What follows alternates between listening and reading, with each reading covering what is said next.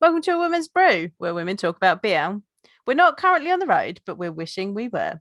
In today's episode, we're discussing beer adventures, past, present, and future. I'm Joanne, and this is Tori. Hello, hello. And we're two beer-loving women on a mission to get more people drinking and talking about great beer. Come join us.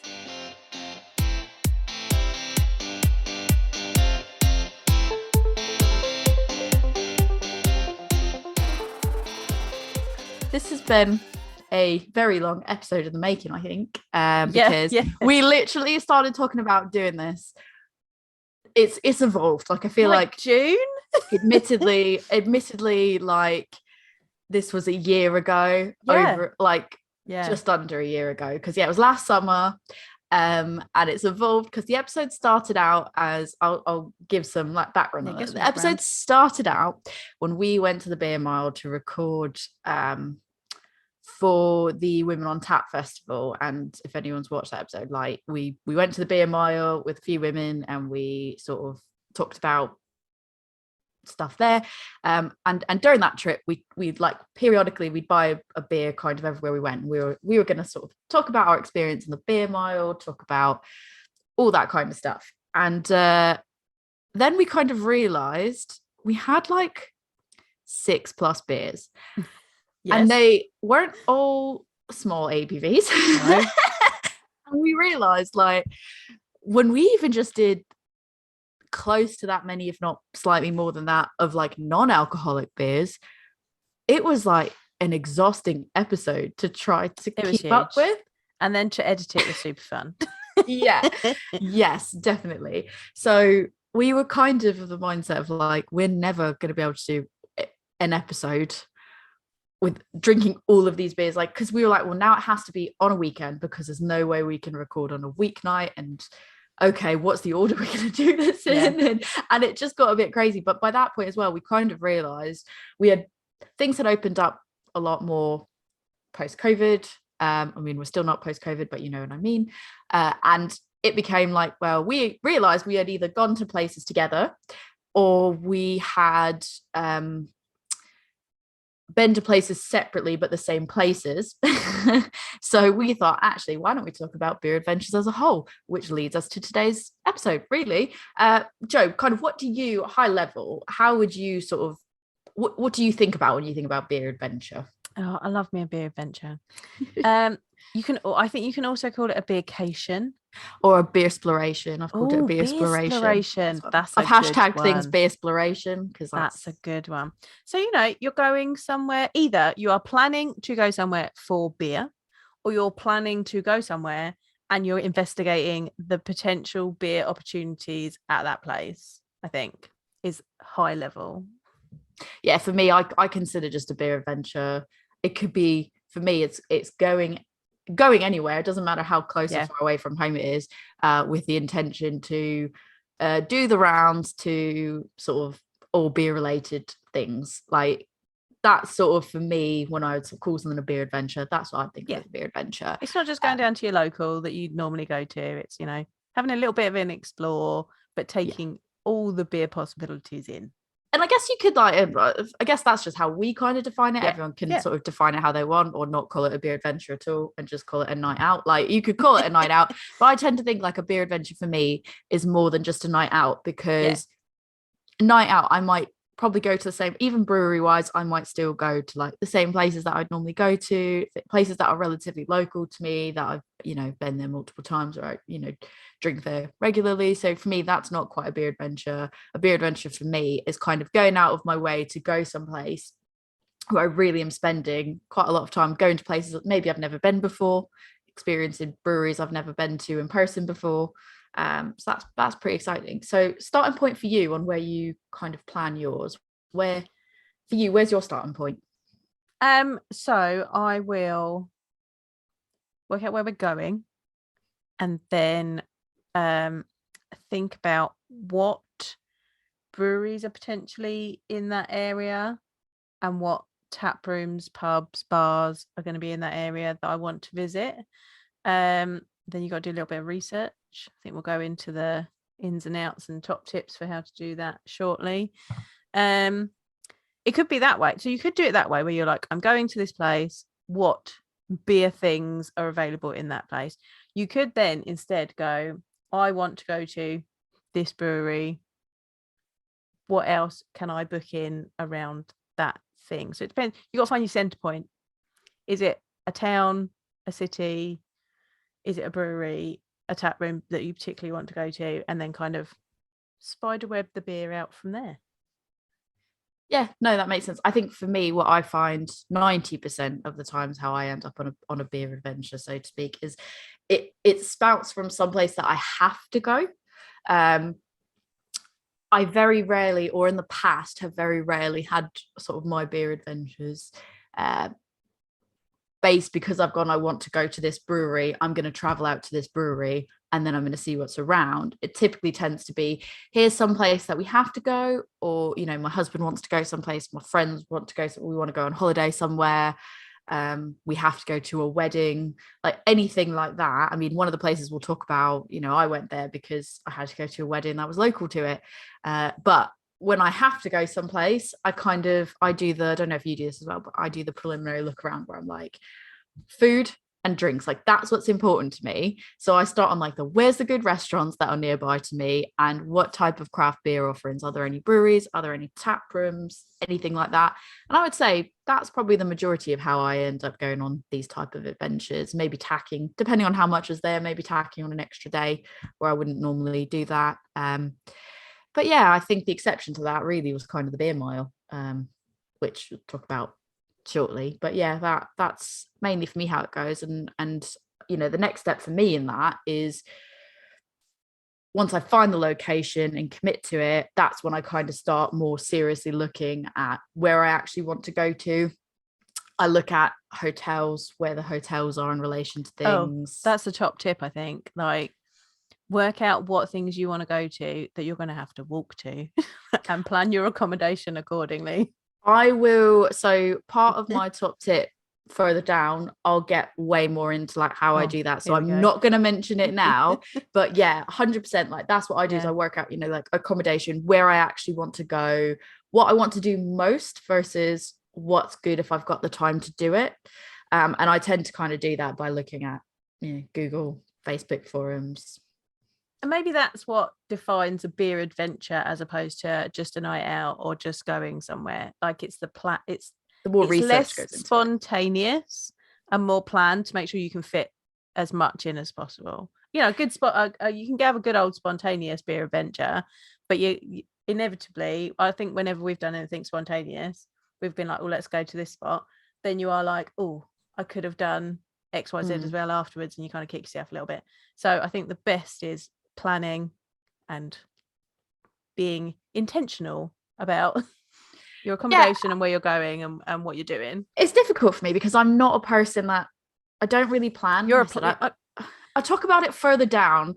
I'm not a person, I plan, talk about it actually with Three Hills specifically. I started planning for a particular trip, which gave me some of the good planning tactics that I have, but I'm not a person that you know, from having conversations with me, Joe, we will have a conversation and it will deviate off. And like Rick saw this when I was back home at Christmas with my family.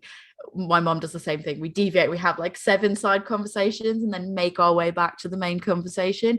I'm not a person that's like, here's a plan and I stick to this plan and I tick it off 1, 2, 3, 4, 5. So you don't have to, like when we say sort of, it requires more planning. It's not so much you need to have a schedule and you wake up at 9 o'clock in the morning and 10 o'clock you're off to this spot. And then that you have 1 hour at this location before walking 15 minutes to that location. Like that's kind of not what we mean. You can definitely do that if that's your particular style. But I feel like, make no mistake, if you're a person like me that doesn't like to stick to the hard, rigid outline of your actual schedule as such, planning still should go in, really, just because that's how you're going to make the most out of your time. But yeah, it doesn't have to be super anal retentive, I don't think. Because I think we can talk about possible downfalls for not planning as well. I've got loads of those. So like so basically the way we're going to do this is we've got like sort of 3 locations that we've picked, and we're going to sort of highlight one lesson we both learned from that and give you a top tip based on our downfall so you don't repeat the same mistakes we've made, because I've made some like ones that are so easily avoidable that like I knew that I could have done something about it at the time, but then I kicked myself after, like, why the fuck did I not just do this better? So hopefully you learn from us if you've never done something like this, because there are people that probably haven't, you know, gotten to craft beer more seriously during lockdown, maybe, you know, like myself, wasn't really going around even just within the country before the lockdown to see some of these breweries, and was more just sticking local. So maybe haven't thought about things in this way before. So hopefully we can help somebody. Shall we start with Beer Mile? That's a fun one. Let's adventure to the Beer Mile. Right. So do you want to introduce the one we picked for this? Yeah, so we picked this up when we were on the Beer Mile from Anspach and Hobday. I think I've got to say that Anspach and Hobday and Three Hills are like my two favourite places on the Beer Mile. Yeah. They've got such good quality and good range. Good range, and just the spaces are just really comfortable. And I think with Anspach and Hobday, we ended up spending a lot more time there than we thought we were going to within our plan. Haha. But just because it was so like we just got ourselves into a really nice groove, and there was lots to try, and that is something that can happen, and that's totally fine. I talk about that as being one of my issues later on in the list, 100%. But I think there's also like because we were recording, we were having more of a conversation. But I definitely agree. I think that if their beer selection wasn't as strong, was more limited, maybe wasn't as high quality, or just if it was meh, we probably would have been like, oh, should we move on to the next place and finish recording that? Like we would have been. There was numerous there were numerous points that we've said, okay, bathroom break, drink break, whatever, where we could have easily said like, let's pick up and move. Let's pack up and move. Actually, the space was so good, and it was just such a good experience, and the staff were so lovely. The service was so good. So lovely to chat to as well. Yeah, it's really good. Yeah, that we just didn't feel the need to move on. Let's crack this open. I want to point out as well, I've showed you, I don't think, obviously this is our first time recording post-Christmas break. We did take a break for Christmas. Haha, like, yes, those were pre-recorded episodes. I've dated that. But I got this for Christmas. Oh, you did? Yeah. My sisters chipped in and they got me a women's brew flag water, and that's the glass I'm using. Look at that. Oh, that's amazing. Got our logo on it, and like the logo you made and everything. Look at that. Where's mine? I got a women's brew Christmas present as well. I like yours. Yours is good. I don't know where, I think it's over there. My husband tried to get Tori and I matching bottle openers that said "A Woman's Brew" the podcast, but the people that made them made one that said "A Woman's Brew" and one that said "a podcast." So now I've got a set. That. Can I have the half that says the podcast? Yes, you can. Yes, you can. You can totally have that. Together. And then we just have to like hold them up together and be like, podcast. I want it for the lulz, because I really want people to come around and be like, oh, you know, do you have a bottle opener? I'll be like, yeah. And they'll be like, why does it just say the podcast on it? I'll be like, if you know, you know. Yeah. Unfortunate. Amazing. That's totally it smells really nice. It smells gorgeous. So much pineapple. Super full of pineapple. Yeah. Mine's lovely and clear. Is yours lovely and clear? It is 100% lovely and clear. And I can see little bubbles, small little bubbles just slowly rise into the top. Oh. There was no real head on it, but I don't know if that's also because how I poured it, because I was being careful, because I've used quite a small glass. And no, mine didn't have a lot.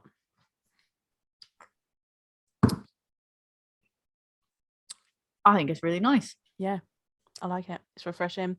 You can taste a bit of that wheat in there, because it generally has a wheat base to it. There's that nice little bit of saltiness on the end. Yeah, and that's refreshing. There's definite acidity, but it's quite low. And I'm just reading the back of this now. Aromas of freshly sliced fleshy pineapple are achieved not only by the addition of 100 kilos of pineapple juice, but also by the use of the intensely fruity Brew 1 hop. Coriander seeds add gently aromatic notes to sweet spice. A delicate acidity keeps the beer bright and fresh, while a touch of salt and the finish adds balance and drinkability. A humble reimagining of a classic German style. Yeah, I would agree. I think that. Oh yeah. It smells like caramelized pineapples. Yeah, I think all in all, I was worried. I was worried, like, oh, how is it going to age? I mean, it's a goes, like you expected. There's a potential it probably could age fine. But then I was thinking, like, oh, what if we massively balls this up? But actually, tastes good. I sign off on that.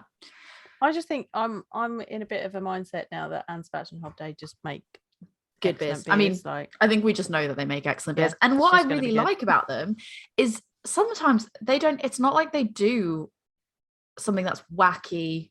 Like, obviously I'm sure they've probably done some stuff, but I mean, like, their core range, like what you mainly get when you go to the tap room, it's not anything like wild, outrageous adjuncts in your face, crazy, like freak shake this and smoothie that. Like, the classic bitter was the ordinary bitter is so good. So good, in fact, that I bought some more. I know. I wish I did, because it was really, really nice. And I don't know if you've seen, but I'm really enjoying that currently they are crowdfund. I think maybe the crowdfunding's closed now. I think the crowdfunding closed. Yeah, I didn't get a chance I love that they're working on their London Black as on Nitro as like an alternative to Guinness in pubs. I think like that's a really good shout, because it is an excellent beer.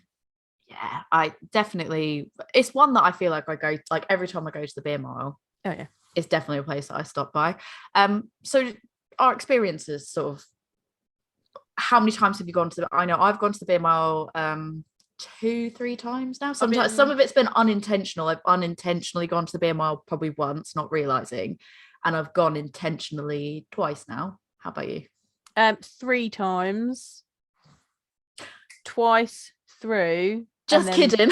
Yeah, once when we just went to 3 Hills. 4 times. I've gone 4 times then, if we're counting that. Because I forgot about that. I almost forgot about that when we went to the Japanese Swiss roll and beer pairing. Yes. Yeah, okay. So I've gone 4 times, 1 just to 3 Hills. Yeah. Just to the outpost. And the 2 times that I've been, it has been we are hitting as many bars along the way as we can, depending on time.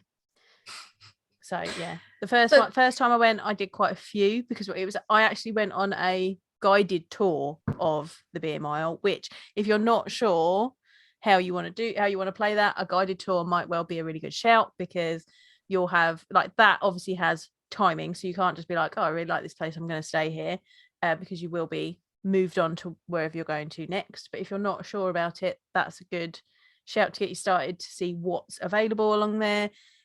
You often get to chat to brewers, and because a lot of the places have got little brewing setups on the mile as well as the tap room, so you can chat to brewers and see behind the scenes and stuff like that. And then you can kind of, once that bit's done, you can kind of circle back and do either ones you've missed or ones that you really enjoyed again. So I think that's places did you top tip. So how many places did you actually, so on your guided tour a bit, how many places did you actually get to stop by? So looking back now, we only stopped at 4, but we did start in the pub that's opposite Ansbach and Hobday, whose name I can't remember, but we started in there, we met in there. It was a particularly rainy day, as I remember. But that was fine. It was fine, because we just went in and drank beer and it was fine. We then went to Southwark Brewing Co. I think of that end as like the beginning, and then you kind of trail. It's weird, isn't it? It's weird, isn't it? Because it's like, oh, the beer mile, and everyone's like, oh, what is the beer mile? And it's like, okay, it's pretty self-explanatory, but it's difficult to, it's not, because there's a bit of a break in the middle. It's not like you're like walking. I think when people think about it, they tend to think it's like a straight shot, like one road that has everything on it, and it's not like that. Like, just thinking about our walk to the outpost, right? So we started at Southwark Brewing Co. We then went into Ansbach and Hobday, which is on that same road. You go a little bit further along, and then we didn't stop, but we passed more brewing, Cloudwater, Brew by Numbers. You go a little bit further out, we passed by the Colonel. Then you kind of go along a high street and across a road, and you feel like you've left everything else behind. And then you get into the next set of railway arches, because a lot of these are in railway arches. Which I love. Yeah. And now that section has 3 Hills. When I went originally, 3 Hills wasn't there yet. And we stopped at Affinity, and then we finished in Partisan. So yeah, it was a really good one. We got to see the brewing sections and talk to a brewer at Southwark Brewing Co. We got to see the brewing section at Partisan, and we stopped for a beer at Anspach and Hop Day and Affinity. So it was a good day. It was sunny by the end of it as well. Oh, that's always good, because I think that's the thing, is like, it's rain is perfect to stay inside and drink, but when you're walking, when you're doing like a let's go from one plate, like if you're doing a bar crawl, rain not ideal, because you're just constantly like, the time you get dry, you're like, cool, we're going back out and getting like wet again, which I guess partially, if you're drinking enough, doesn't really matter, does it? No, in the end you've got your beer jacket on and you're fine. Yeah, that's the beer jacket's probably the best part when it's not ideal weather out. So so how long was that in total, did you say? It was all day.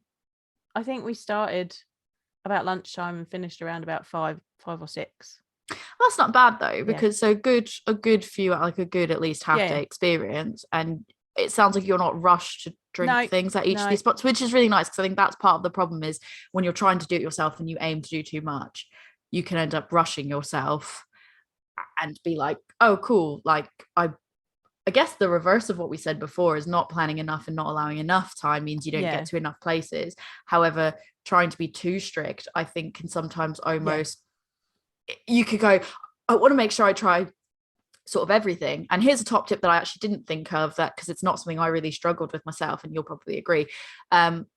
Get like flights if you can, when possible, or small, like thirds or whatever you can that's smaller, because you can get more in. You can order a whole bunch of them at once and get more of them in and sit on that, and then go, okay, I've tried all the major ones I want. And I think there's also you need to accept that maybe you're not going to drink through an entire menu, depending on how vast a menu is, without sacrificing a good chunk of the day.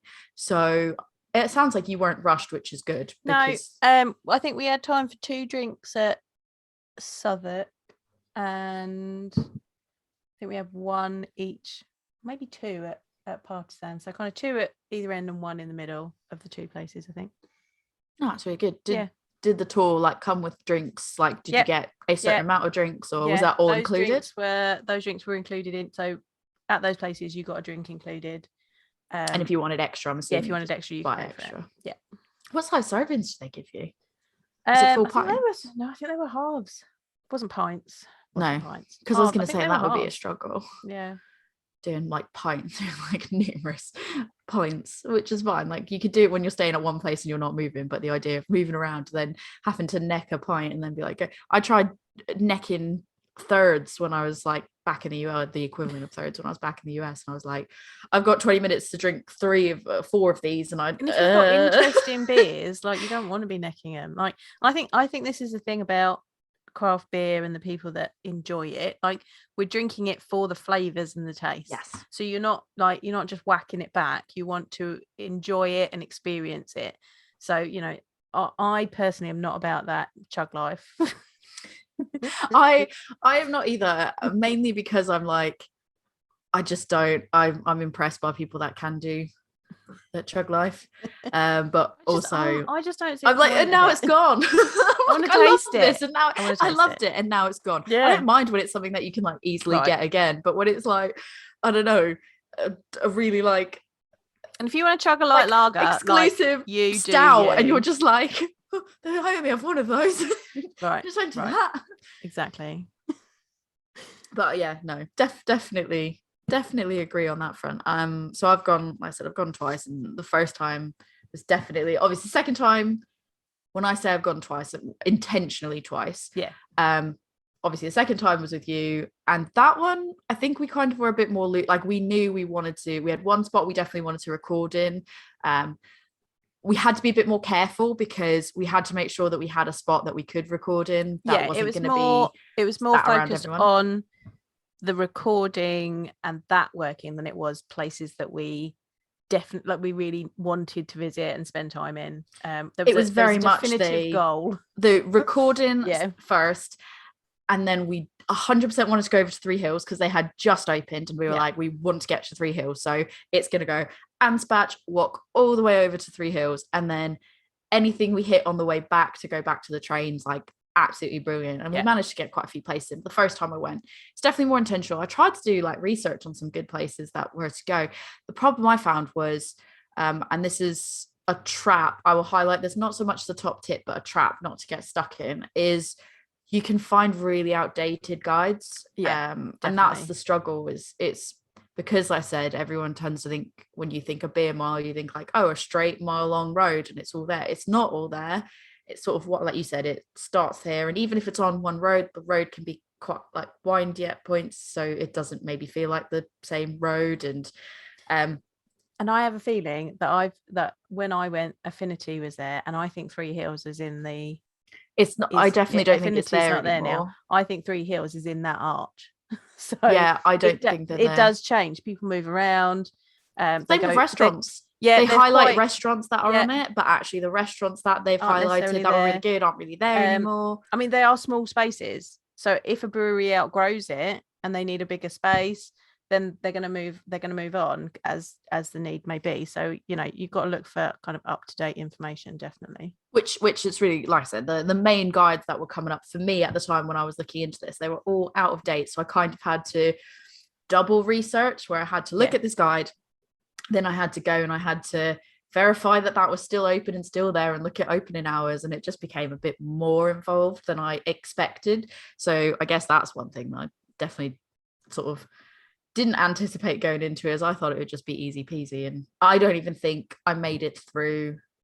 I maybe made it through like half of the beer mile, maybe. But that was like probably half lengthwise, but I still wasn't going into every single place, because it was this one's too full, there's no space here, let's go to the next one. And then we never went back to that spot because it was just, we had moved on by that point, it was too difficult. So that's another thing, is like, if you're going to go in summer, top tip specifically for the beer mile and probably other places, if you're going to go in summer, expect crowds, expect that you're going to be waiting quite a while, take that into account. If there's somewhere you want to go first, try making bookings wherever possible to the places you 100% want to go to, just because in the summer it's absolutely rammed, and I would highly recommend starting as early as you can, and as your body will physically let you start drinking, and as early as they open, because some of them might not open as early as others, obviously, just to fit in as much as you can. Because they get so busy. I think as well, like if you're like, I really need to go to this place, do that early. And if you're wandering around, if somewhere's busy, move on to somewhere else. Like, don't necessarily like be like, oh yeah, we'll wait, like, because you can wait to be able to get into a place for like 45 minutes. Like, there was ones we did where it was like, it was next door, like one of the places that we went to, where it was like, I can't remember if it was like Brew by Numbers, or one of those places didn't have availability initially, so I think it's Brew by Numbers, or it was either Brew by Numbers or Cloudwater, they were one of really those busy. two. One of them like didn't have the availability initially, so we went to the other one and we had a few drinks there, and we waited for the other one to quiet down, and then we went back to it. So if you can find, if there's one that doesn't let you in because there's not enough space, like try the place next door, and then just know, actually it looks quite quiet there now, let's go to that place before. And I think bearing in mind closing times, because not all of them will close at the same time. Find the ones that close the latest, so you know which ones they are. So if it's somewhere you want to go to, see when it closes. If it closes earlier, make sure you go to it earlier. And if there are ones that close slightly later, you can leave them till later in your journey. I think for me, the downfall that I had for that one was I didn't really appreciate just how much was there, because things were out of date, and because I just hadn't, because I was looking for like brewery specific as well. I wasn't just looking at really good like craft beer bars and stuff like that as well. I didn't realize how much of an amazing food offering was around that area, because I just didn't think to look into all that. I just thought, I'll just wing it, it'll be fine. And I ended up missing out on some stuff that I realized after the fact I'd missed out on, exactly as we kind of said. So as I mentioned at the beginning, the whole reason I started doing my planning was when I went to Japan. I'm not a planner, but when I went to Japan, I realized there were so many things that both my husband and I wanted to do. We had things that were like 100% want to do this, don't want to miss out on it, and other things that were just like, would really love to go here, or I've heard about this place, I've heard about this food place, whatever. So what I actually started to do, which is my top tip really, what I had planned to say as my top tip for this was to utilize stuff like Google Maps, get the lay of the land, like properly look at what the lay of the land is, decide what it is that you definitely want to do and what's just a nice to have. You can be as detailed or non-detailed as you want, really. And then I personally create like a Google Maps. You can make a list on Google Maps and you can add all the places that you want to go on this. So call it like beer mile, put all the places you want to go in it. And I think you can actually do it by subcategories as well. Either that, you just make separate lists, like definitely want to go, would be good to go. And you can plot it all out on a list. And then when you open up Google Maps, you can just see how close and how far away everything is. For me, that's invaluable, especially because in the moment, when you are trying to wing it, I found, for me anyways, I actually lost more time being like, oh, I'm hungry, where can we get food? And then pull your phone up. Okay, Google good food near me. Okay, what do people feel like eating? I don't know. When you have that all to hand on Google Maps, you can kind of pull it up and then scroll through without having to do too much thought and go, oh, actually, that sounds nice. So you can still wing it by deciding on the day, but then you have everything at your fingertips instead of having to do a Google on the spot. And then, I don't know, say some website's not working that day or whatever else, like it's just a massive pain. So that's my super top tip on what I do when I plan something as elaborate as a beer mile or a whole tour in a whole city versus going for a few specific spots. Yeah, that's a good one. Definitely lists are your friend.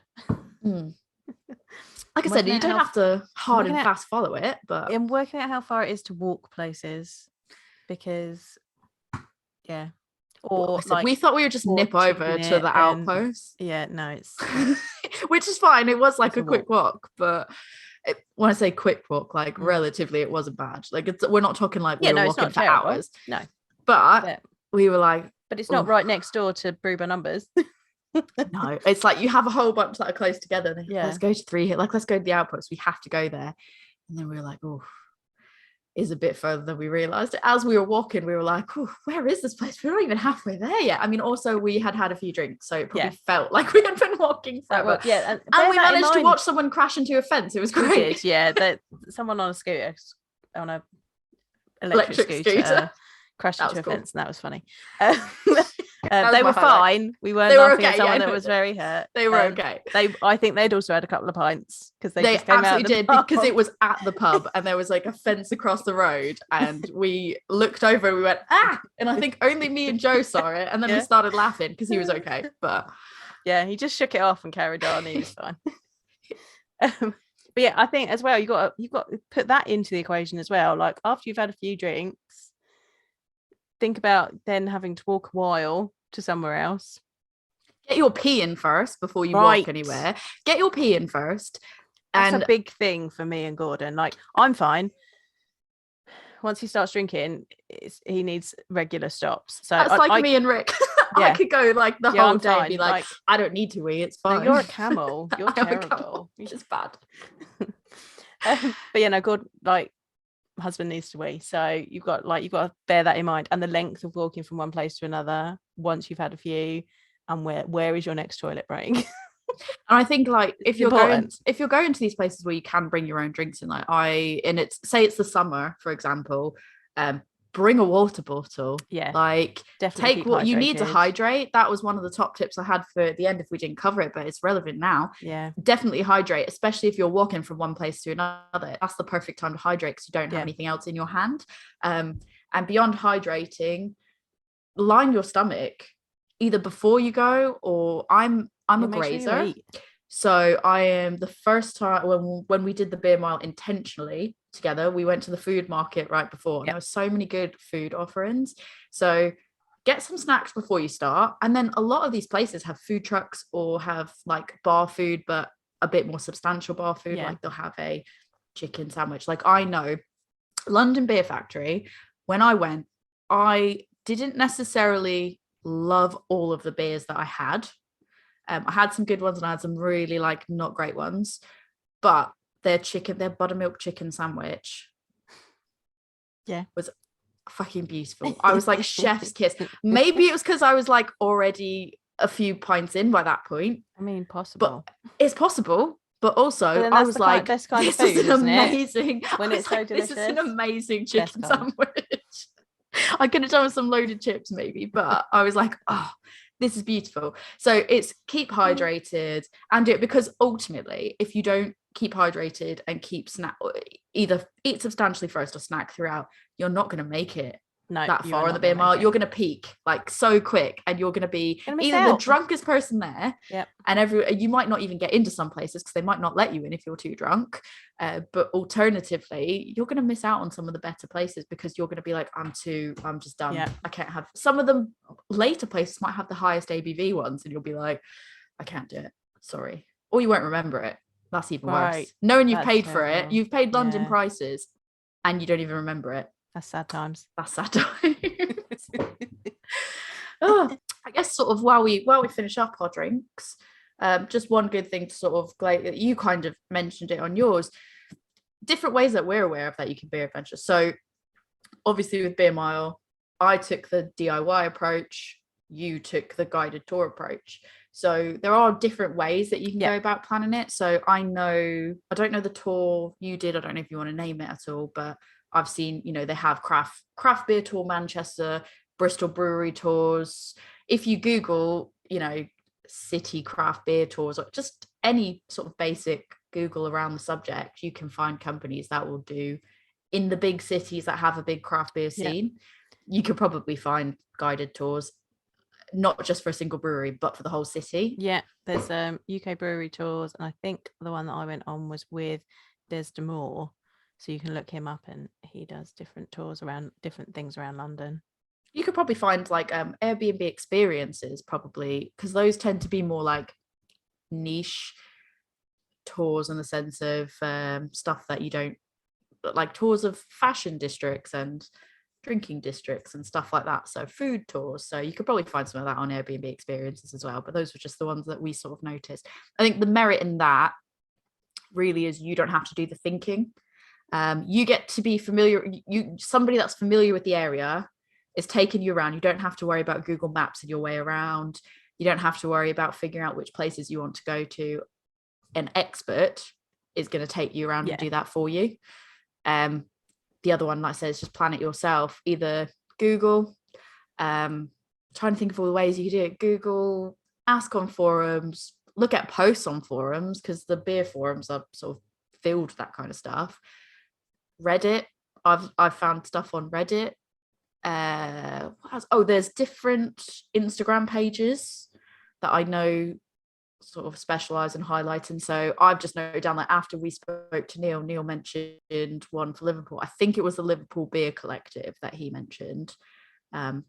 Not positive, but that is definitely one that I found was the Liverpool Beer Collective, and they highlight all these different like breweries and bars. So you could use that as like a reference for you to plan your own, or you could reach out to them and say like, I'm looking at doing this. I've never gone here before. What do you recommend most? The other one that I've had this last year, I've got it again this year. It's really good value for money, I think. It's really great at sort of helping prompt you as to places that you want to go. It's the Beer Passport London. We actually used it last year, and we did the Beer Mile when we went to Anspach. There was a few others that I think were in there that we either went to or went by, that by that point we had a few drinks and I totally forgot to be like, I've got this. I think even when we forget that you've got discount codes, people. This is another top tip. I forgot it. I was like, I've got this. But it's pretty good because it's, just to highlight some of what's in there. It's, buy one get one free. So Spot and Brewery, so that's one that is next to the Outpost, if I remember correctly. Because we did go there. They've got a special offer, buy one get one free, 10% off the remainder of the year. Outside of that, which is quite good. So if you go back to it, that's really good. So I think they all have that special one-off, but then a bunch of them will also add an addition 10% off for the rest of the year, which is good. If you use, so they were really kind because I reached out just to ask a few questions about some stuff, and they just basically said we can give you a discount code to give people that listen to it. So if you're interested and you want 30% off of it, it's going, I think, until June. The discount code is AWB30. So a women's brew, AWB30 is the 30% off discount code. Literally, we don't get anything for that. That's just to help you guys out if you want to. Yeah, if you want to check it out. It's just because I've spoken to them and they were very, very kind to say like, yeah, we can give you a discount code if you want to share it with people and they want to check it out. But yeah, I mean, there's Solvay in there. I really want to. It's a good excuse to finally get in and see Polly and go to Solvay. Yeah, we've got a list. There's pillars. There's so much. There's some good stuff, and there's some stuff that I've never even heard of that I'm like, well, that's a good excuse to go out and check that out. So I think Joe and I are going to go out and we're going to try to do at least some of these. Spoiler alert. Yes. So that's the other one that I can definitely recommend, having used it last year. Good on me. So do you want to take us to the next place that we've both gone to? So our next destination is Nottingham. To commemorate our time there, we have got a beer from Liquid Light, and we have Here We Are Now, which is a New England IPA. The colour is perfect because obviously it is based on Nirvana. I mean, yeah, I was going to just leave it open to see if people could figure it out for themselves, but I feel like it's pretty obvious. Yeah. And it is a Citra and Equinox BBC hopped New England IPA. So let's see what this is like. I'm gutted though, because so this is supposed to represent our time in Nottingham. We both went independently, not together. I never even made it to Liquid Light.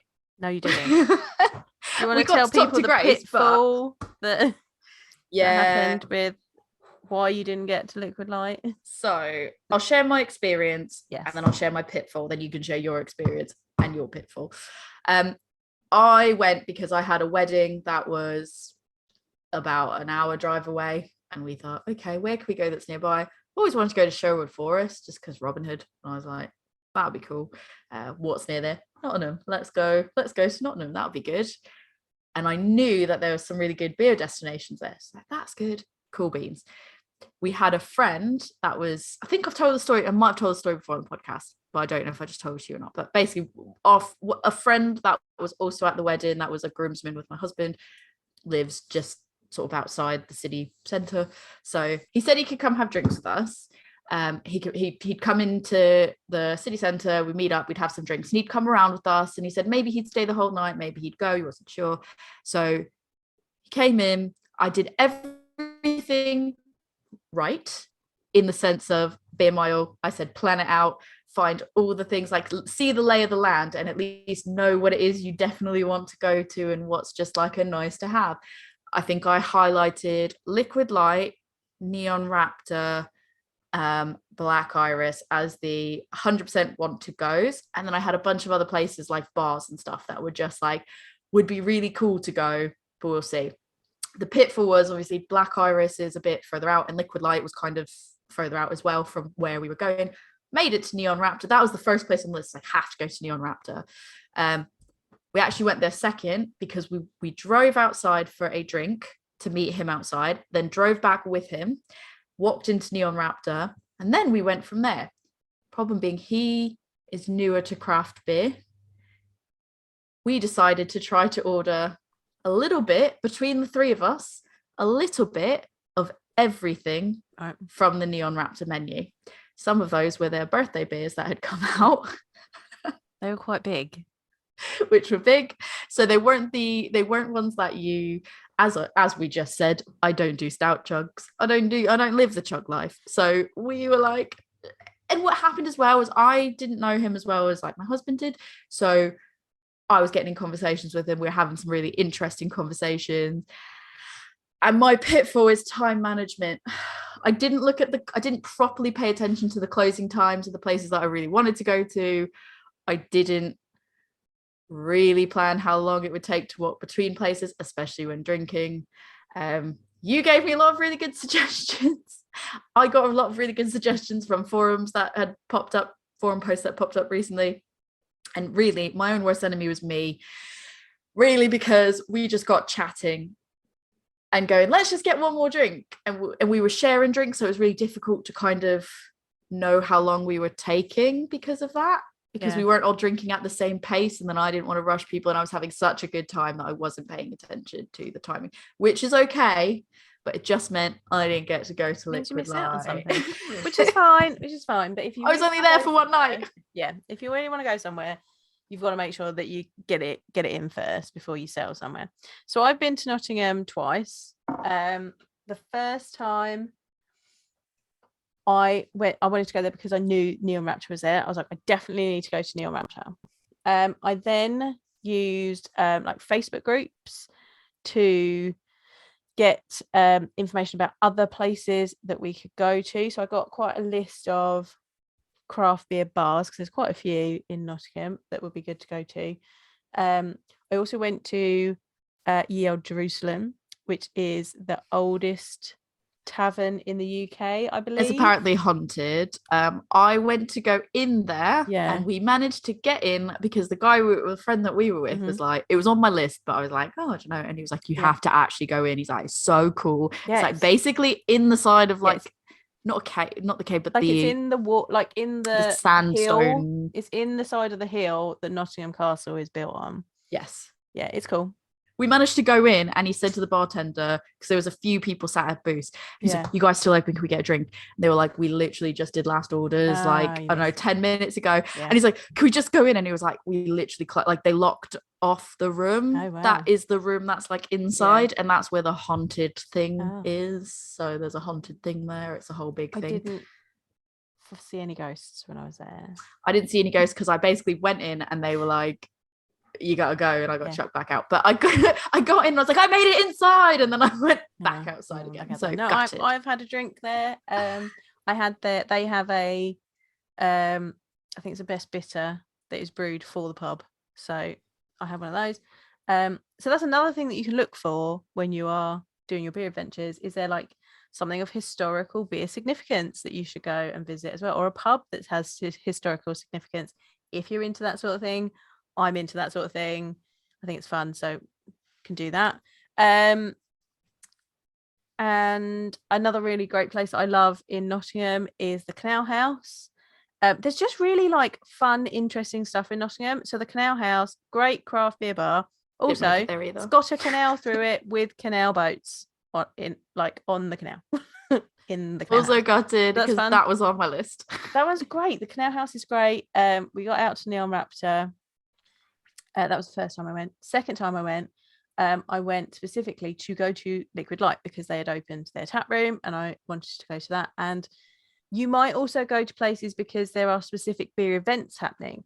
So I visited there not only because I wanted to go to Liquid Light. I had planned to go like Friday to Monday.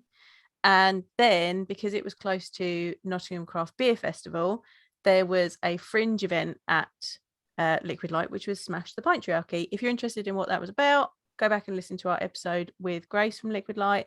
Tells you all about it. So we ended up going a day early so that we could do that. We also managed to get tickets to Nottingham Craft Beer Festival. So while I was there, did a bunch of tap rooms, did a beer festival, and did all of the fun stuff. However, when you're having kind of consistent days like that, think about the pace that you're drinking. I did a few late nights and had to have a bit of a hair of the dog the next day. Actually, that's kind of arguably like, on one hand, that's also like, can we bring day drinking back? Like, I feel like, mate, we never day drink anymore. This is the thing. We were day drinking well into the evening. I blame this on our friend Charlotte. You got Charlotte. She's an enabler. Be careful. Okay, top tip number 1: watch for that friend that's an enabler that's like, let's just have another one. Don't get Charlotte in by your friend. Right, then it's 2:00 in the morning and you're like, what did I do to myself? But I absolutely love her. She's absolutely brilliant. But don't get Charlotted. My favorite is when she Charlottes herself. When she Charlottes herself, like, yeah. You got Charlotted, son. Yeah. Watch out for the Charlotte. Watch out for the one more drink, one more drink, and then it's like, that's the same person. That's the equivalent of the same person. That's like, who wants to do Jaeger bombs? And you're like, no. So in craft beer, the equivalent is, let's go and get that bottle of amazing Holy Goat out of the fridge, and we'll have that. Oh, Charlotte did that to me. Literally, I had a bottle of Holy Goat with her. She's a Holy Goat pusher. Got Charlotted. No, I mean, no shade, because Holy Goat make amazing beers, but they make amazing beers, and I wasn't going to miss out on it. Like, she wasn't like, you drink this, but I was like, well, I'm not going to miss out on it, right? because that's like that sounds amazing, and then you have it and you're like, why the fuck did I have that? Why didn't I just say no? Holy Goat, Nerd Brewing, Puhala, me and Charlotte just knocking it out of the fridge while our other halves were sat there going, look at these idiots. They should have stopped you. Why did no one stop you guys and save you from yourselves? They couldn't have stopped us. Come on. The problem is, my husband would be like, oh, I'll just have that as well then. And then we're all just as bad as each other. It's pretty bad. But that is a good top tip. That is a good top tip that we've never that we didn't write down. Top tip: look out for the Charlotte in your group and don't get Charlotted. Yeah. I think drinking, like daytime drinking when you've got a hangover, to like stop yourself from a hangover, like I think that needs to happen more. I feel like we don't use hair of the dog enough. Drink responsibly, everybody. Yeah, but also if you don't, day drink the next day. But I want to talk about this beer quick. This is really nice. It's really lovely, isn't it? Oh, what your thoughts are? I really like it. I like that it's Nirvana themed. Like that is loving that. As you said, listen back to the episode with Grace, because just the whole how they do their art and stuff is amazing. Anyways, 6.5%. It doesn't taste like a 6.5%. No. I'm definitely getting the grapefruit and the mango. Yeah, I'm getting a lot of mango. So it says based on extra pale malt bill with a generous addition of oats, add huge multi-step whirlpool, addition of citron. I can never say that, so I'm not going to say that. Equinox. Yeah, I can never say it, so that's why I don't like saying it. I can read it fine, but dry hop strata and Idaho, or a huge grapefruit and mango hit with a touch of dankness. I feel like that is pretty much spot on what I'm getting, and it's like there's a lot of the carbonation is on the higher end. There's like a nice crispness to it, but I actually think it works really well with these flavors. With the New England IPA, I don't tend to get that much crispness for sure. Normally, and this isn't like the big juice bomb that I'm normally used to when you see New England IPA, but it's really good. I like it. I'm really digging it. I think it'd be quite interesting to sort of chat about COVID's impact on our beer adventures. Do we think there is going to be one? That's the real question. Definitely. I mean, I've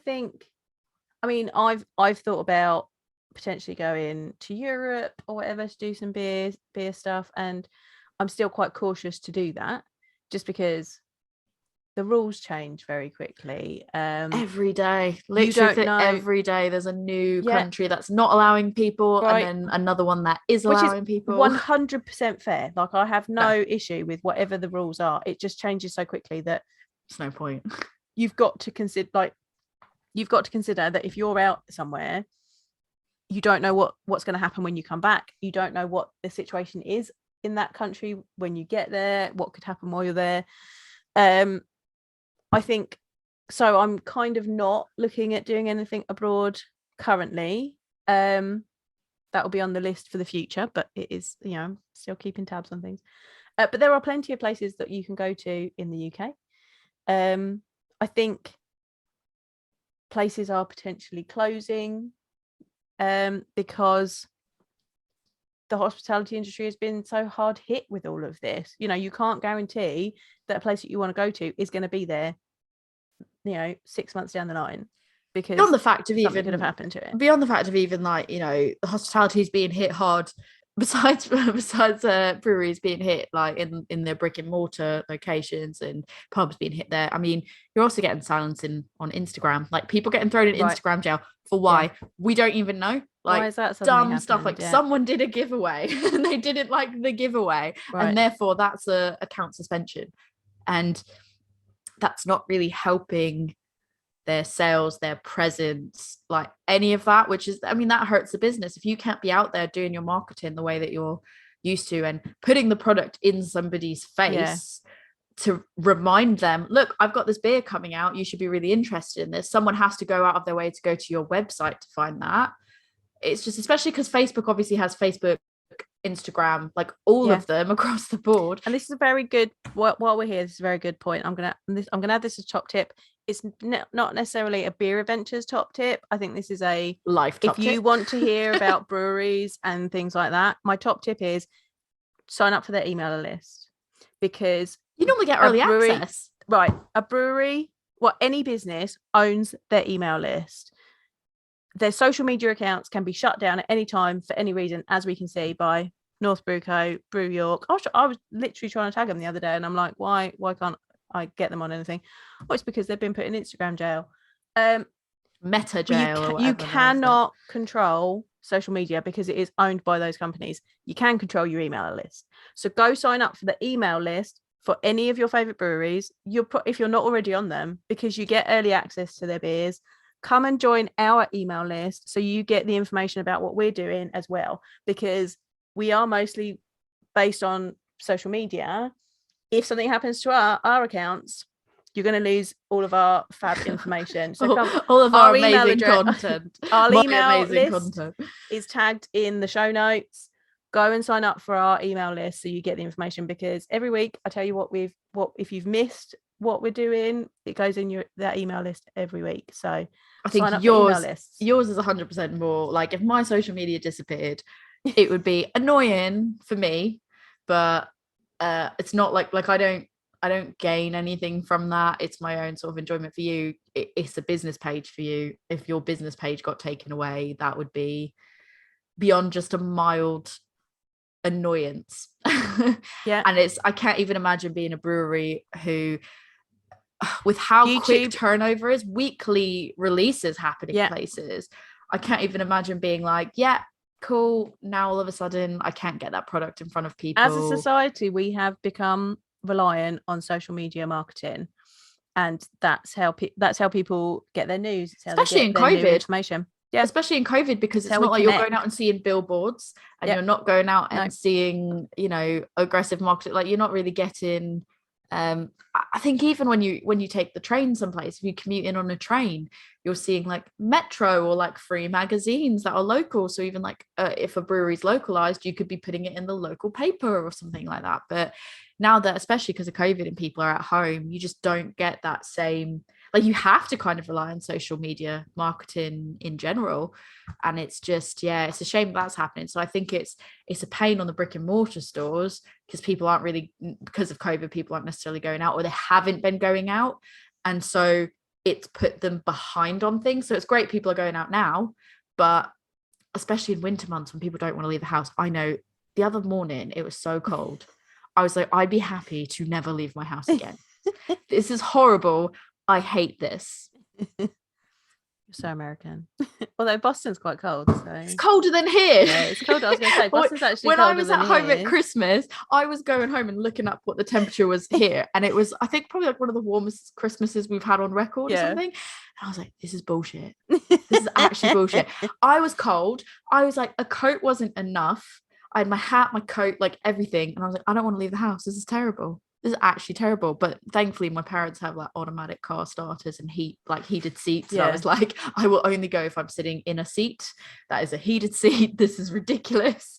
I don't do that. So I can understand how businesses, especially at this time of year, holidays have just happened, people are broke. So I can see that being an impact as well. But I think the opposite of that is, like, for example, when I came to visit you in Kent, we went to, was it the Sadlers that hoteliers have sort of taken over? Amazing food. I want to call that out because the service was amazing. The food, as an American who really likes, I mean, I can't, they've got quesadillas now. They've got quesadillas, and just today they announced that they're doing vegan chipotle mushroom as an option to go in your tacos and quesadillas. I would like refried beans. I don't think they do refried beans. Don't think so, not yet. I don't think they do, but I'd really like seeing that. But, and I speak, when I say I speak as an American, I speak as like a Northeastern American. I don't speak as like someone that's actually in the South or close to Mexico whatsoever. So I'm not used to like Tex-Mex. I'm used to like just normal American Mexican. This was such good Mexican food. And then you're pairing it with these, for starters, amazing Brutillas beers. And then you have amazing low-key beers on there, and then a whole bunch of guest beers. And it was just incredible. Like, the experience was incredible. It was deceptive in size, because you go to the toilet and you'd look on the outside and you'd be like, that outside is a lot bigger than I thought it was. I expected it to be a little bit smaller, but it kind of sort of like looped around. And I was like, oh, I thought it was going to be just a tiny little smoking area, but it wasn't. and it's set in a really easy to get to location. Yep, really easy by train. And I felt like that was a bit of normalcy because yes, it's wear your mask in, but it's quite easy to sit down and just eat, and it felt a bit more normal. So I think hopefully COVID's impacts at the moment, from my experiences, it's inconveniences rather than not being able to go out full stop at the moment. Who knows how it's going to develop in future, but yeah, I think you're right, the negative side is how many places are going to get shut down, which is then just going to speed up us being like, we have to go here, we have to support this place. Yep. Let's hit up number 3. Number 3. I'll let you introduce number 3 as well. Okay, so number 3, we are going to start talking about Sheffield. I think Sheffield is like, well, Nottingham as well, and we've said this before. Nottingham and Sheffield, I think, are underrated. So beer underrated places to go to because their beer scenes are so good. So nobody talks, like, nobody really talks about them. I think you hear about London, you hear about Manchester, Leeds, you hear about Leeds, you hear about Edinburgh, maybe, but Nottingham and Sheffield are 2 of my favourite places to go, I think.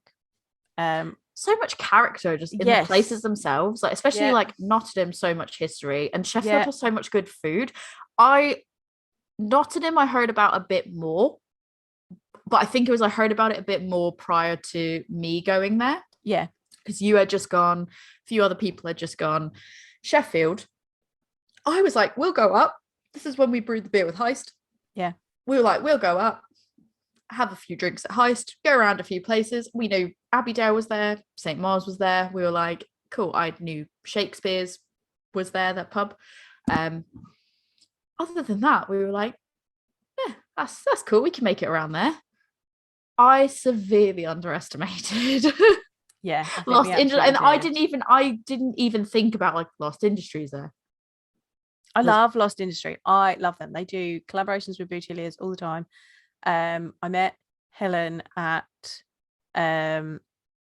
Generation Craft, and then we bumped into her while we were in Sheffield. I love her dearly, and I love Lost Industry, and I want more of their beers, please. She was working. She was working at Bar Stewart's at the time as well, and so that's why I didn't like place her at the time until she was like, "I know you," and then I was like, "Oh," and it's when you see people in places you don't know that you're like, "Oh yes, I do know you." She is so lovely. She's so sweet, but yeah, it was just like, I just think it was so severely Hop Hideout. Like, I didn't even realize where Hop Hideout was. Yeah. So we stayed pretty much central.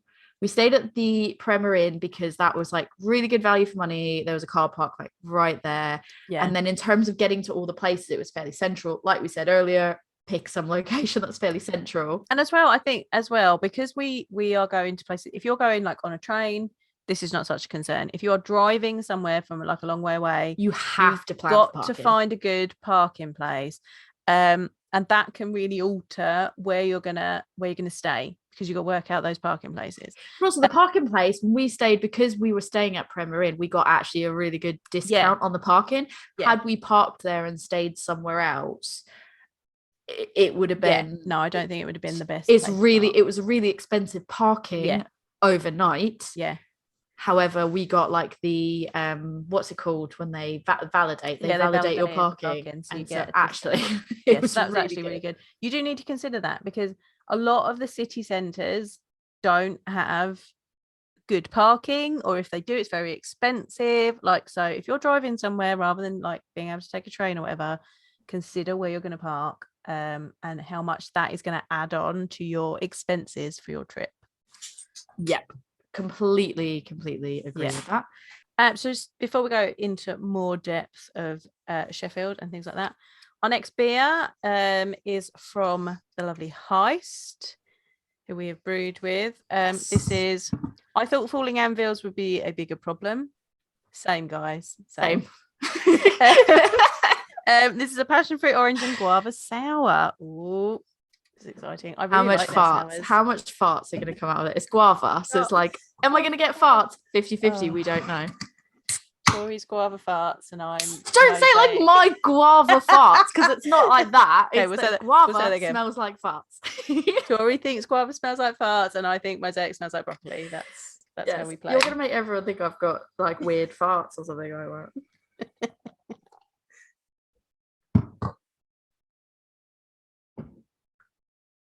Farts.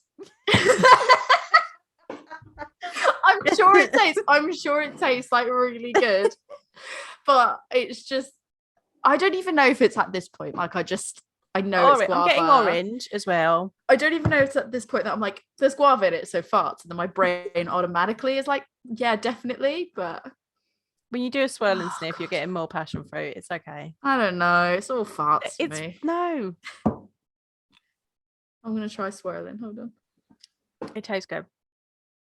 Yeah, okay. Like, I can, that's the thing is, if the first pass is farts, the second pass is also farts, the third pass probably still mostly farts, but then by like the fourth pass, especially with the swirl in it, if you just tell yourself, see past the farts, smell deeper, you can get the full array. And this is nothing to do with there, but it's everything to do with me and my association of those smells. Top tips for overcoming just know to smell. Just my top tip for overcoming guava fart smells is just to know you have to smell through it. Just give it and just do the swirl and sniff and just smell through it, because you'll make it out the other side. This is brilliant. This is the short.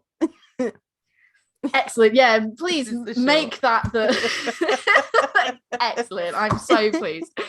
Oh, fucking hell. Oh, so good.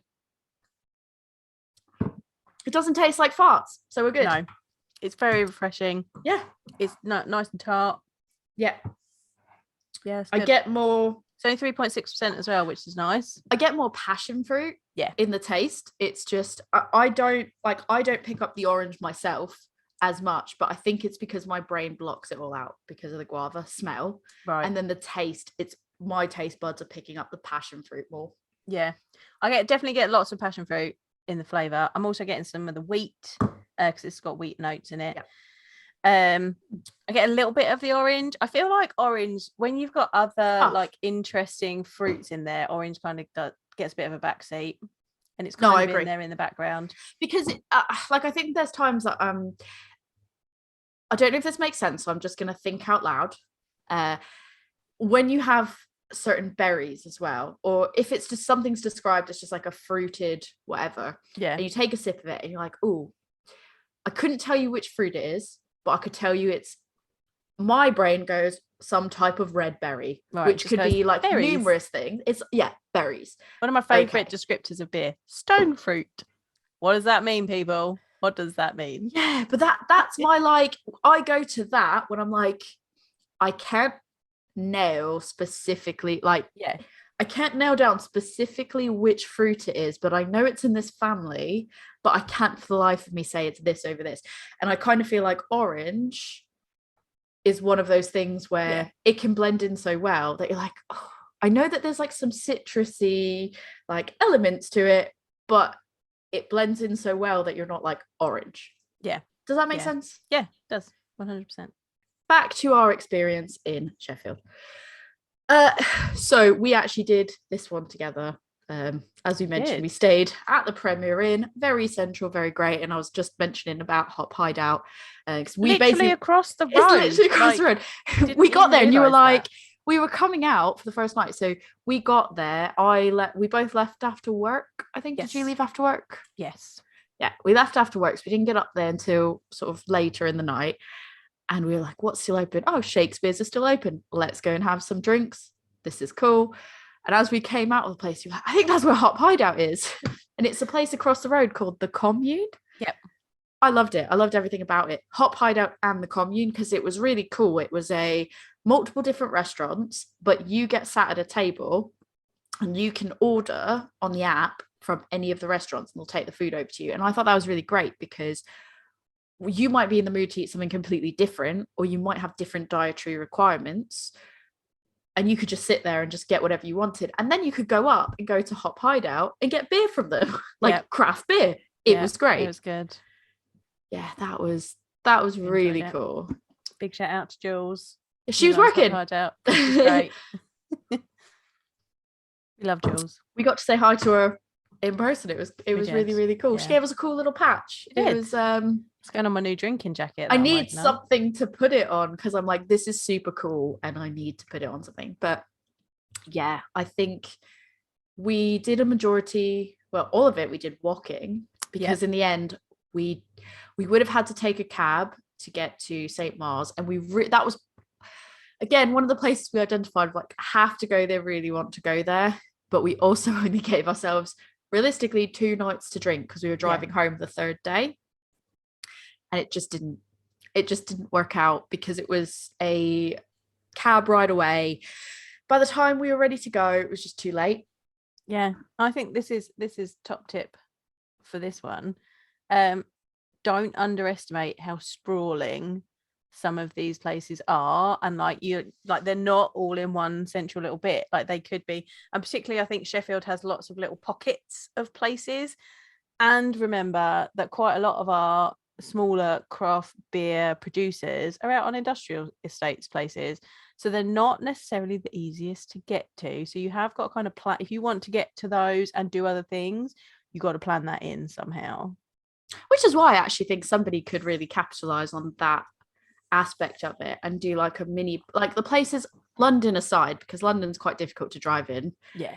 Smaller places that are still big major cities, you could capitalize on that by doing a beer tour and getting a minibus that runs someone drives a bus every so often around, and you can get on and off at each of these places, because you're right, they are all out on industrial estates.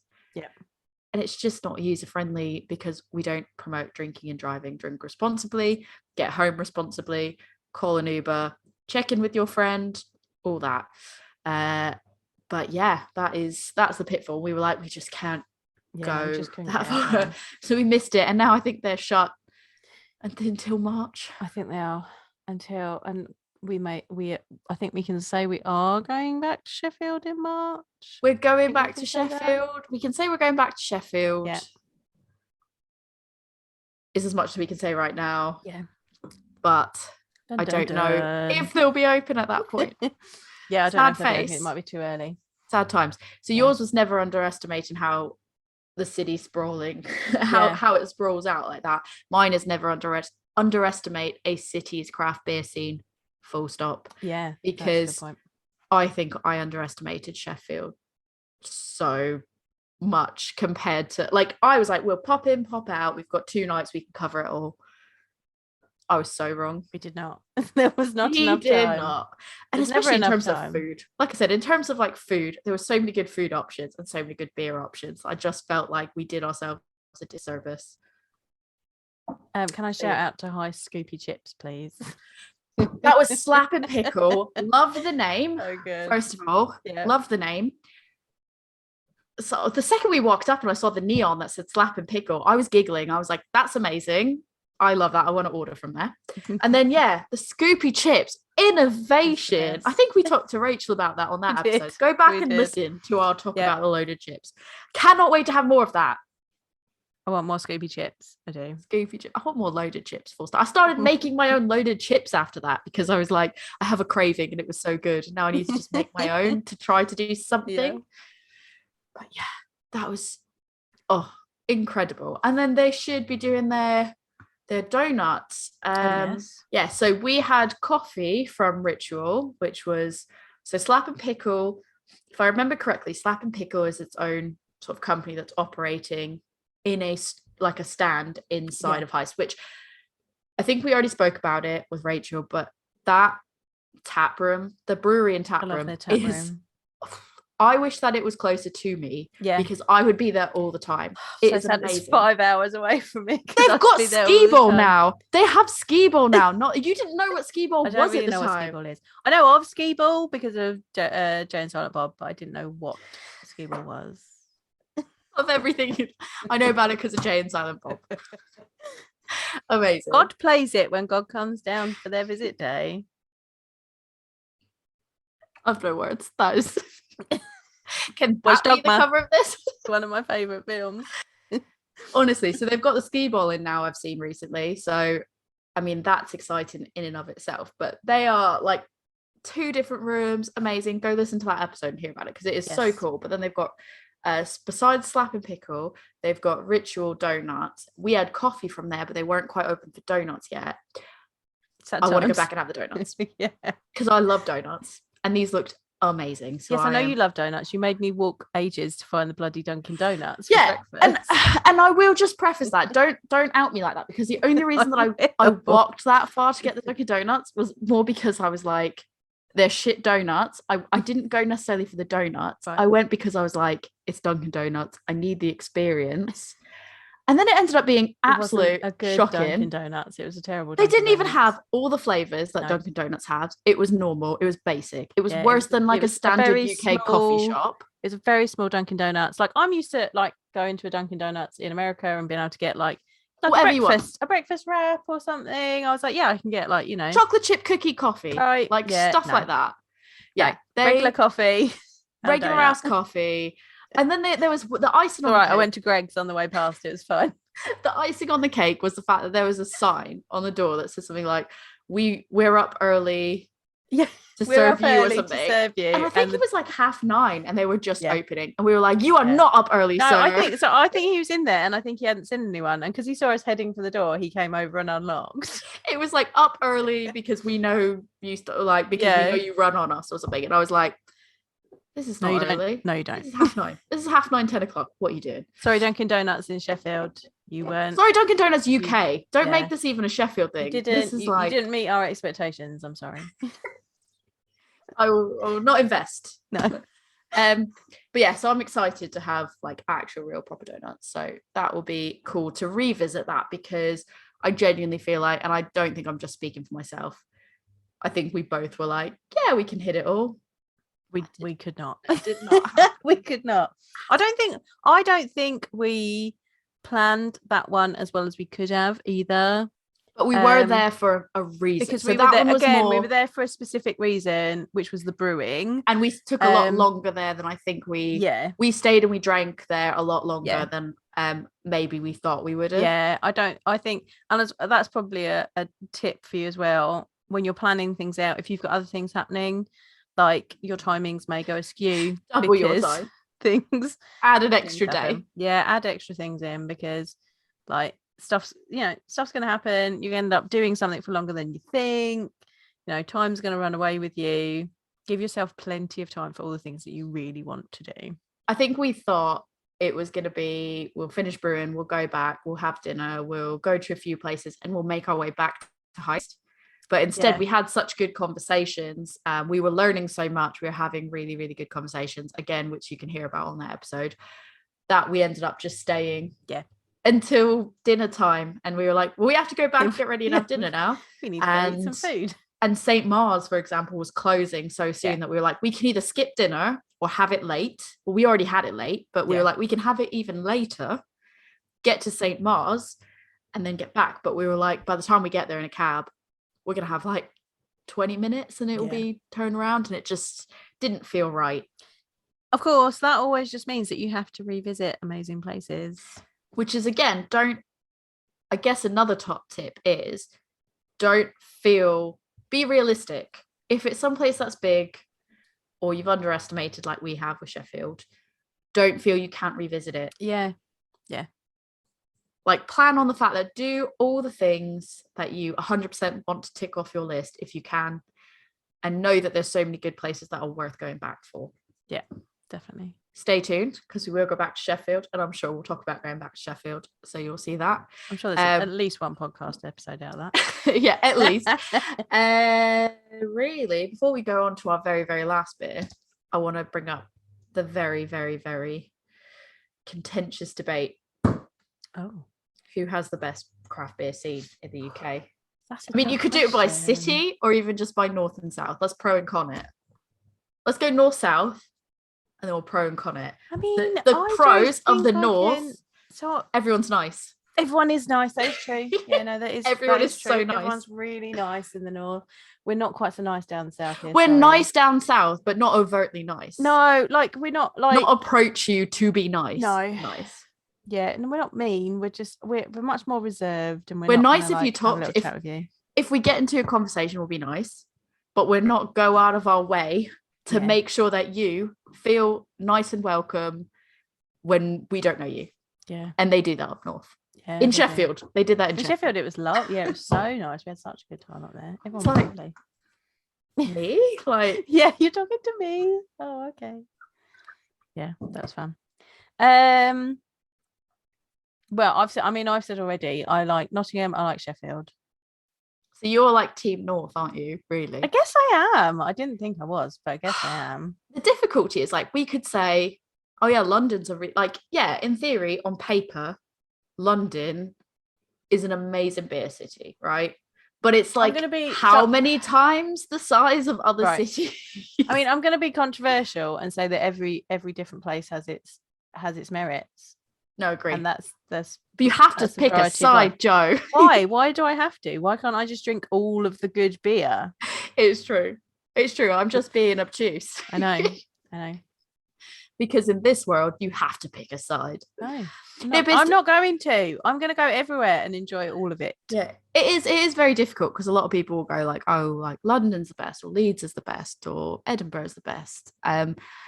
And like you said, they all have like some really amazing places, and then they have some places that are like really good, but you know, you maybe would go to the best place in Sheffield over the good place in the other city. But I think it's easy to say how London is so good because there's so much option, but that it's also spaced out so much.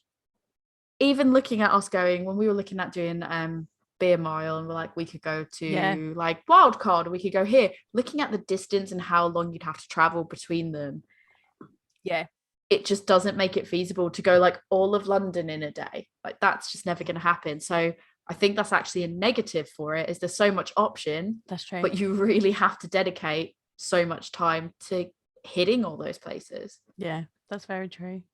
Because there's so much you can do that you've just got too many options to pick from. That's definitely like take little chunks of it. Yeah. And go in and do little chunks at a time. But yeah, no, ultimately, I do agree with you. I don't think I could pick one place because it's all so good. Yeah.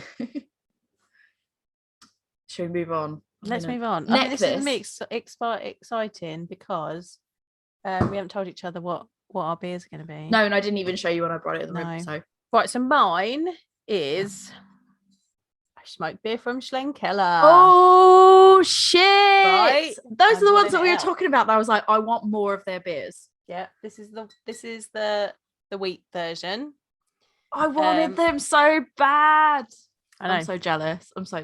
Yep. So this represents Bamberg, which is where the two breweries that it's believed are the only two breweries left in the world that still beach smoke their own malt operate. One of which is Schlenkeller, who produce, the smoked route beer.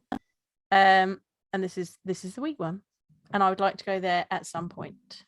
I think, again, listen back to that eepisode because I think we both agreed. I think we made an agreement that we'd go together because I was like, I want to go so bad. And you were like, me too. So we have to do it because that is... Yeah. I want to visit Schlenkeller and I want to visit... Beautiful. Special. I want to go to wherever makes the trip traps. Is that Westmalle that does that? That's Belgium. That's not Germany.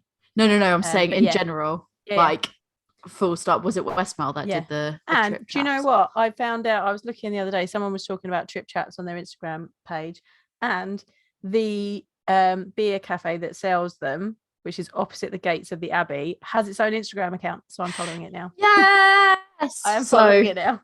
So the reason that I said that is because my choice, I've picked the bitter blonde from Solvay and Elusive, that collab. So I managed to get that.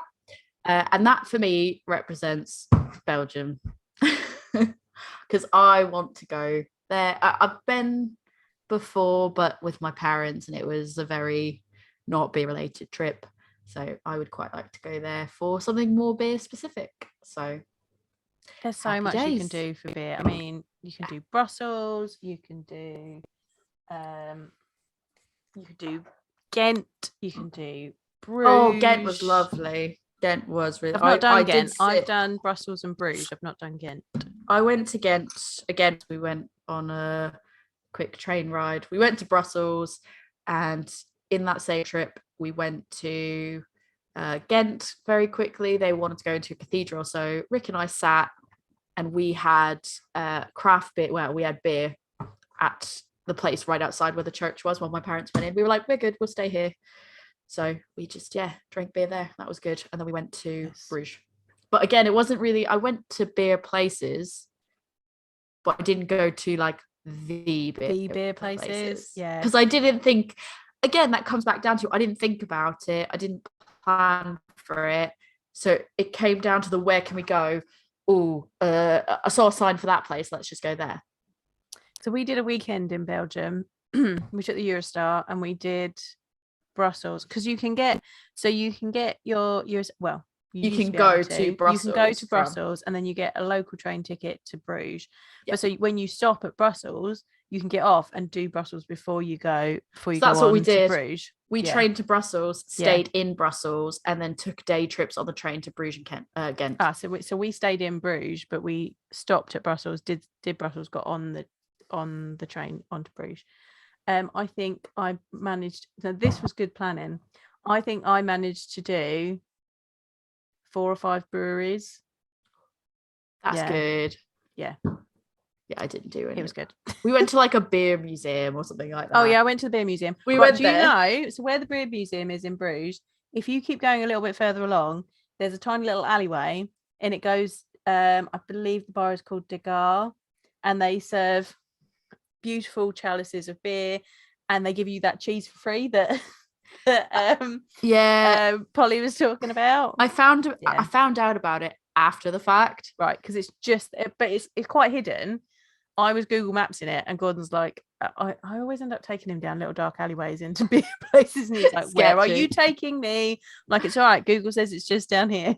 Taking you to be murdered. It's literally hidden, this little bar. That's it. We went to the beer museum, which isn't really like, it's a beer museum, but it's not really a museum. It's just basically a bar, if I remember correctly. It's like a basement level bar. No, so if you go up, there is an exhibition hall in the top. I don't think I did. Did you not do that. The exhibition hall? No, I think I went right. That's down what the beer museum is. So you go in, they take you through, like, there's like little sensory chambers where you can smell different hops and different malts, and then there's a bit about beer of the world.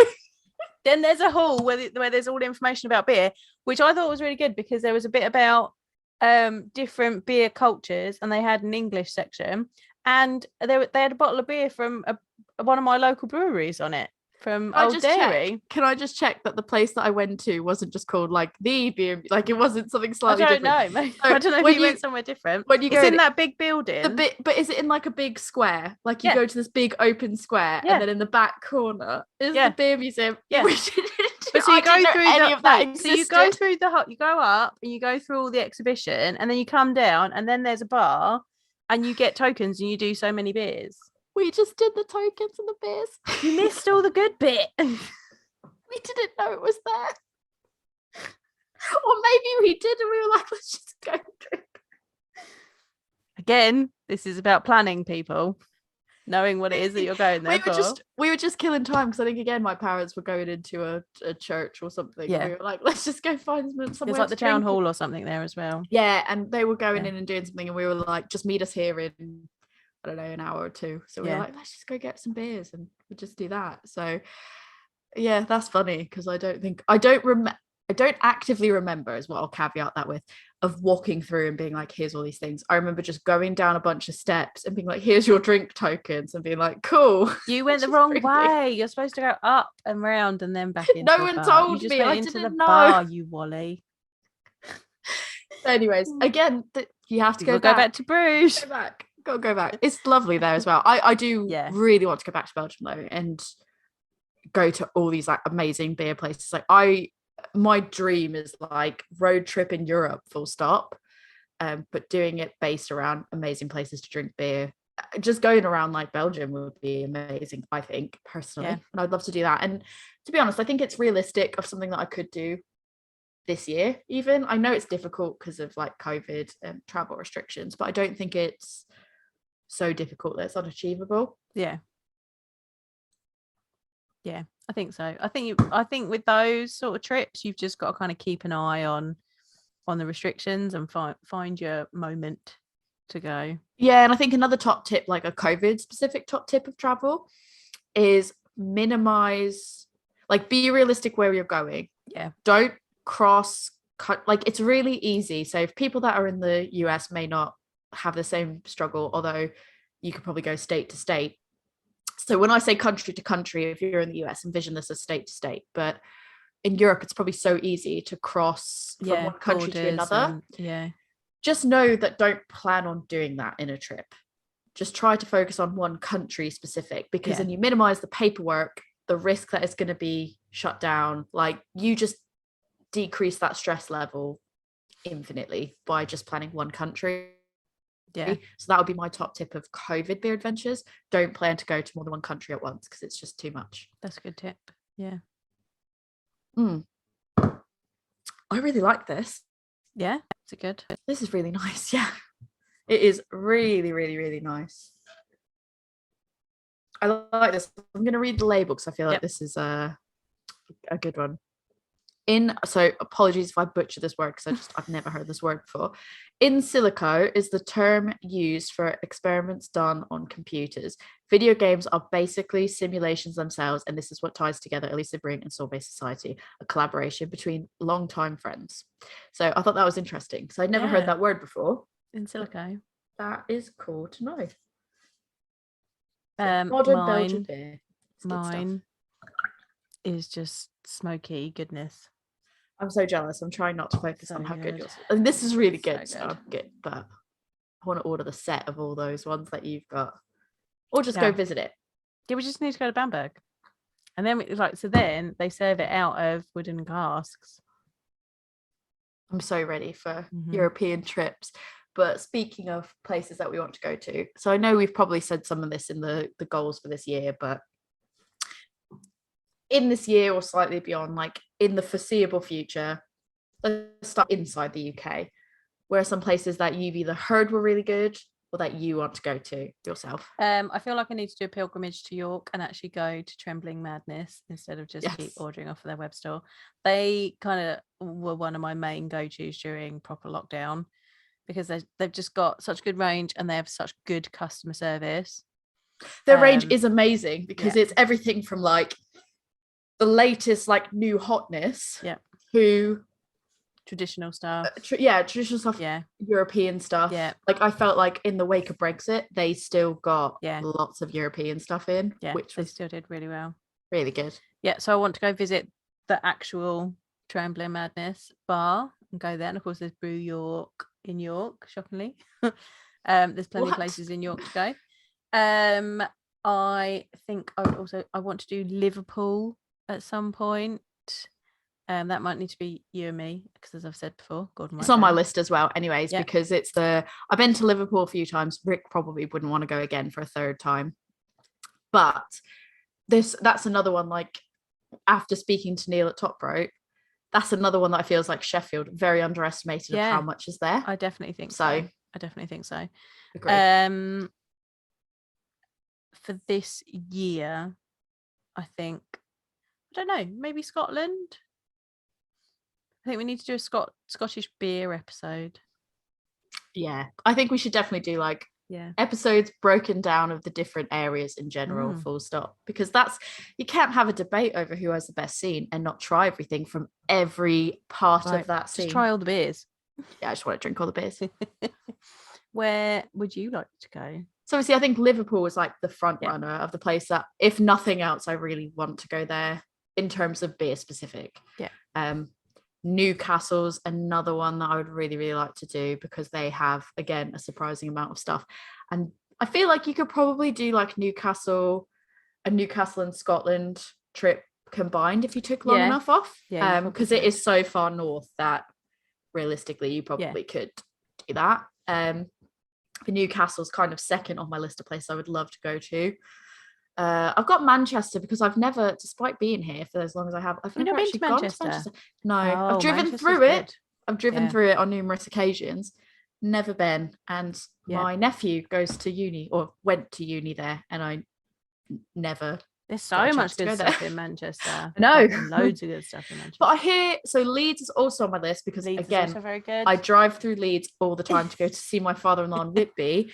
My friend lives in Leeds, and I've never managed to actually go out in Leeds, but I hear you can train between Manchester, Leeds, and York.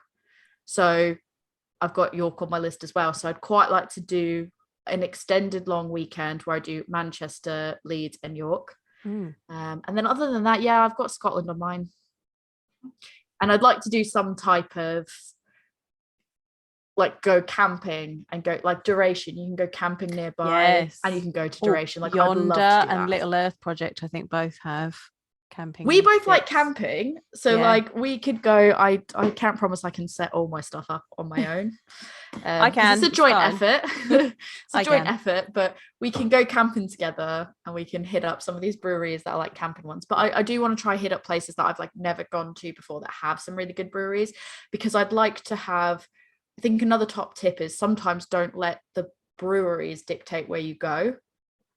Go like, or don't let a location dictate the breweries. Like let a brewery dictate a location, because maybe there's a brewery that's someplace that you've never been before. So for me, it would be like Cornwall. Like I've never been to Cornwall before and I hear how amazing it is, but it would be cool to sort of plan a trip that way. And I probably could justify doing that, being like, I'm going to visit XYZ breweries and bars. So quite like to visit more places I haven't gone. So how about outside the UK for you? I mean, what's realistic because of COVID for you? What places do you think you could go, even in slightly over a year? Probably Belgium and Germany, I would say. So this year, I think we're going to try to do quite a lot of long weekends. Yeah. So I've got on my list, and I'll just cross it off in whatever order besides Belgium. Got Sweden, Germany, Denmark, Iceland, because I think Iceland would just be really cool to go to, full stop. Prague. I'd really like to go to Prague. See, I've been to Prague. I hear it's quite cheap. But I feel like I went on a university trip. Like my first year of uni, I went to Prague. I feel like I need to go back now and think about it in beer terms. I'd really like to go back to Prague. Can we do like a girls' weekend in Prague? Yeah. Let's do that. And then I did put like revisit the Netherlands, because I've gone to Amsterdam, but I was drinking Heineken. Yeah, I was gonna say. I'm not being funny. No shade, everybody. The Heineken experience is really interesting. And also the Heineken they have over there, for some reason, tastes like infinitely better. It's fresh Heineken. That's where they brew it. But to be fair, it's like I didn't seek it out. Like I wasn't like, I didn't go to the Heineken experience, but I did walk by the Heineken experience is fun. Yeah, it's good. I walked by on the way back from the Anne Frank house, and I was like, there's it might not have been that, it might have been something else. I walked back, and I love that the cafes. Heineken. I love that the cafes all just serve toasties.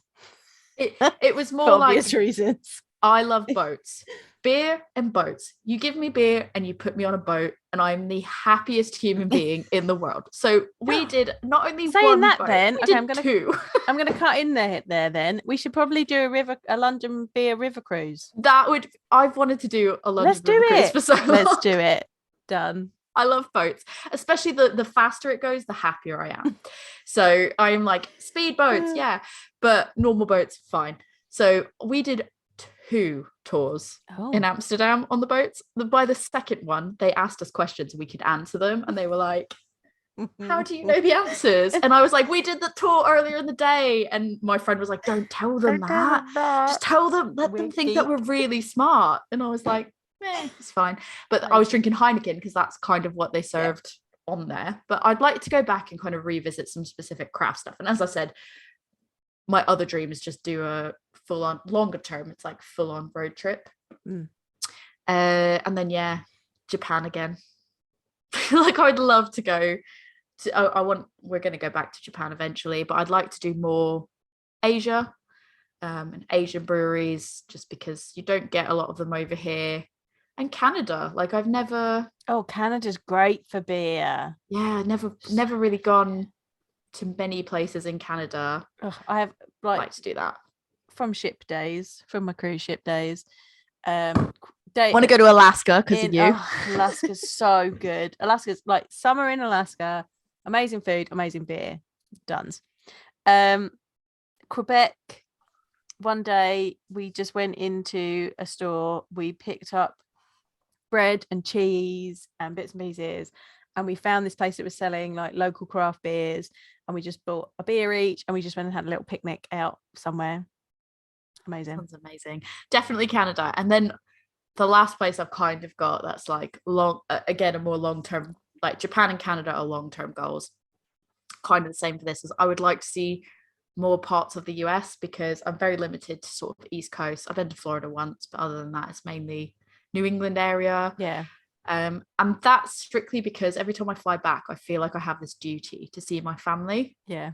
And it makes it very hard to travel anywhere else. So if I can convince even just my parents to go somewhere else for like a few days, that would be cool. Or maybe I just need to factor in a little bit more time and travel somewhere else. So if I visited the US, I feel like it would have to be like a big trip, because there's so many people that I know over there that would be like, well, why didn't you come and visit me? That's it. The struggle is like, Right. if I were to tell my parents, like, yeah, I'm going to go to California, like, I'd feel so guilty. Why are you not coming to visit us? I'd feel so guilty and be like, why don't I just go and see them? And then it's like, yeah, but this amount of time isn't enough. You need this amount of time, and then that eats out of the other time. So I'd love to do a US road trip. For me, that would be amazing. But I just think that I would really struggle with that because of the fact that I've got family over there. So, but that is, for me, I'd love to go at least to California and get very different beer experiences than what New England has. We're spoiled for choice there, to be quite honest. So maybe that's it, is we need to go, and then I can be like, oh, I'm going with Joe, so I can't go to Boston, sorry Tori's mum. But yeah, any other tips that you get before we wrap up? Any other tips you can think of that we didn't already say? Mine is definitely maybe actually look at the menus, like Google the places that you're going, actually look at what's on tap when you're going. Because there's a lot of places that will say it's a craft beer bar, and it's not a craft beer bar. Yeah, it's that's Beaverton, true. Camden, Goose Island, that kind of stuff, which is fine. But if you're seeing craft beer, you have an expectation. But also that can dictate how long you think you might stay there. Yeah. And also, if you're going further afield, make sure you've got enough room in your luggage to bring beer back. God, there's never enough room. There's literally never enough room. I learned that lesson over Christmas. There's never enough room. I have That's a good one. Bottle bags that now just live in the car. Yeah, I've got mine over there. I can see them. Yeah, maybe as well, like we said, plan your parking accordingly. And I would say, and this might sound, I don't know how this is going to come off, but I think as a female, I can only give my experience. I know that if I'm traveling somewhere alone, like when I went up to Sheffield alone, I sort of did a quick Google Street View, because I just wanted to make sure that I felt comfortable with where I was going to be parking my car and where I was going to be. Not that I'm saying Sheffield is at all a place that you should feel uncomfortable, but just anywhere I go, any city, I just make sure, where am I staying? How does it look? I want to familiarize myself with the lay of the land, so I don't get caught out when I actually get there and go, where am I going? It's overwhelming. I'm by myself. Do I feel comfortable?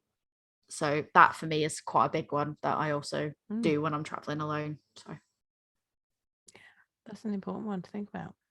Shouldn't have to, but do. No, but you do. Yeah. Unfortunately. Anything else you can think of? I think that's it for me. Let's sign off and finish our beers then. Let's. If people want to talk to you about Japanese beer, literally I'll talk about it all day. Miyajima, go to Miyajima and go to Miyajima Brewery. It is the best, and it's the best place. Where can they get hold of you? You'll regret it, but you can talk to me on Instagram at adventures_in_optimism. Joe, if anyone's got any recommendations of their favorite beer spots, where can they get in touch with you? So if you want to talk to me, I am a Woman's Brew on Facebook, Instagram, and Twitter. Or you can come to my beer school, which is Love Beer Learning. which is also on Facebook, Instagram, and Twitter. I generally hang out on Instagram, so head on over to Instagram for those two. We are also on TikTok and Pinterest, and we have an Etsy shop now, where you can buy our beer review and beer tasting party printables. Come and give those a look. Maybe I need to do a beercation planning kit. Oh yeah, you can. Right. If you want a beer adventure planning kit, email lovebeerlearning@gmail.com and tell me what you want to see, because I will create that and put it in the Etsy shop for you right now. We also have a website, which is lovebeerlearning.co.uk, which has a fabulous blog, and you can email us at lovebeerlearning@gmail.com. Also, if you would like to help us to continue to create this content and keep it as free as possible, you can join our Patreon and support us for £2 a month. And that information will be in the show notes and it'll be on the screen right now. But other than that, I think we need to go plan some beercations, don't we? Yeah, we've got some stuff to talk about. Yeah. It's going to be good. It's going to be a good year. So keep listening to the podcast. We've got lots of exciting things. We just can't talk about it right now. Yeah. Join our email list in case Facebook and Instagram put us in jail. Put us in jail. We can tell you what we're doing. Join the email list. Free Brew York. Tell you what we're doing. And on that note, cheers.